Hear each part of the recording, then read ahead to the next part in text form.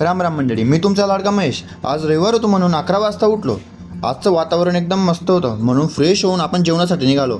आज रविवार होता म्हणून जेवण एकदम मस्त होतं. आपण जेवण करून परत हॉस्टेलसाठी निघालो.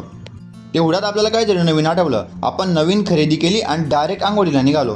आंघोळ करून रेडी झालो आणि बघितलं तर सारंगखेडा जायची तयारी चालू होती. सगळ्यांना आपल्या ब्लॉगमध्ये घेतलं आणि आपण पण निघालो जेवणासाठी.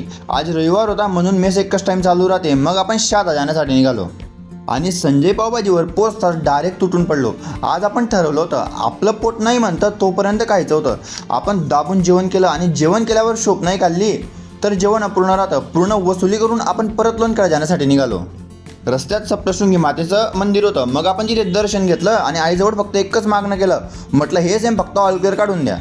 आपली सगळीची सगळी मंडळी लोणखेडा जाण्यासाठी गाडीत बसली आणि लोणखेडा पोचताच पोट म्हणतं मालक जेवण झालं, आता काहीतरी थंड पाहिजे म्हणे. मग आपण ठरवल्याप्रमाणे आपल्या पोटाला एकदम शांतता लावली आणि संपवून डायरेक्ट झोपायची तयारी केली. जय श्रीराम.